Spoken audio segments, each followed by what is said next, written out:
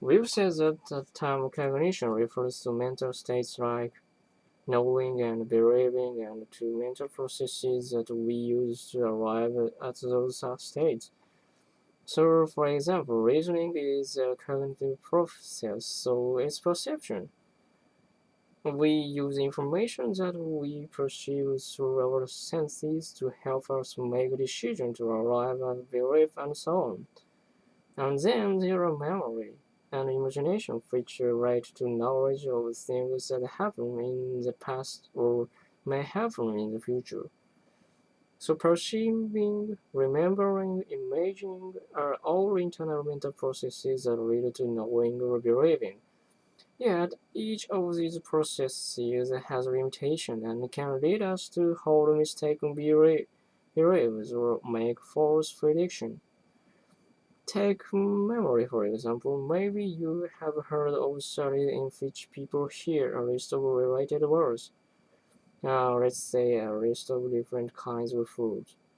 After hearing this list, they are presented with several additional words. In this case, we'll say the additional words were blanket and cherry.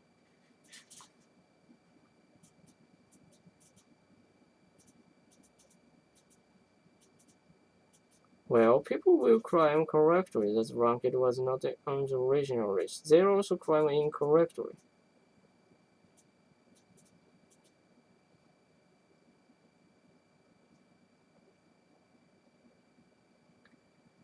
Also claiming that the word cherry was on the list. Most people are convinced they heard the word cherry on the original list. Why do they make such a simple mistake? Well, we think because the words on the list were so closely related, the brain stored only the gist of what they heard. For example, and that all the items on the list were types of the food. When we tap our memory, our brains often fill in the details, and quite often these details are actually false.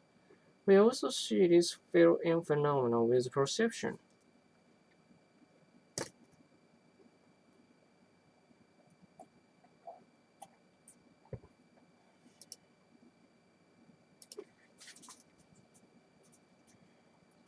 Perception is a faculty that allows us to process information in the present as we take it via our senses. Again, studies have shown that people will fill in information that they thought they perceived even when they didn't. For example, experiments have been done where a person hears a sentence, but it is missing the word that logically completed it. They are required to hear that word even though it was never said. So if I were to say, the sunrise is in the then for the conflict sequence, people will often claim to have heard that the east. The sunrise is in the east. In cognitive psychology, we have a phrase for this kind of inaccurate feeling and of detail. Feeling in no detail. It's called a blind spot.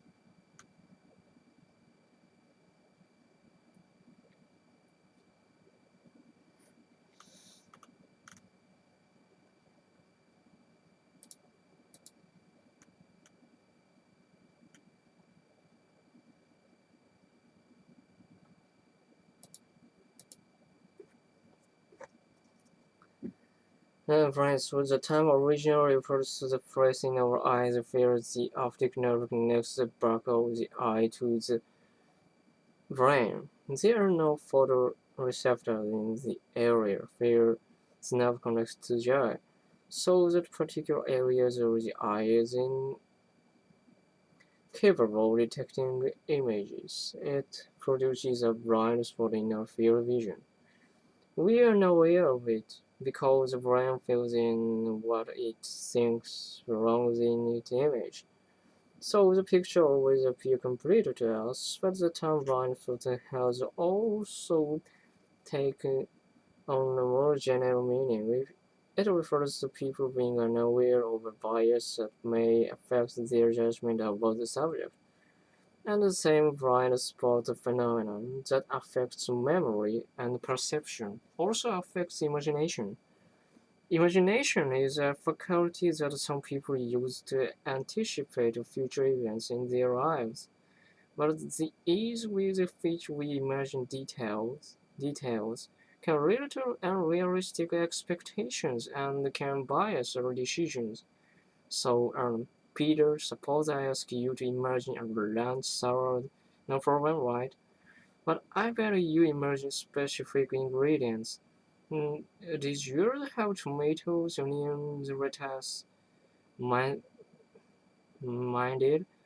Our brains, our brains fill in all sort of details.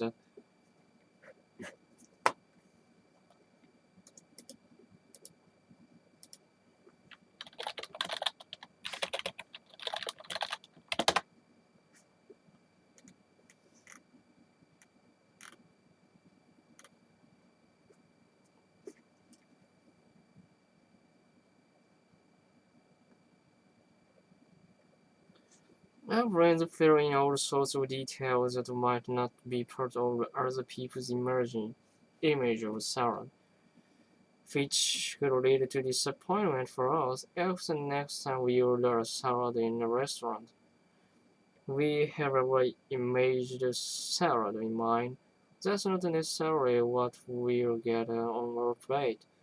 The problem is not that we imagine things, but that we assume what we imagine is accurate. We should be aware that our imagination has this built-in feature, the blind spot, which makes our prediction fall short of reality.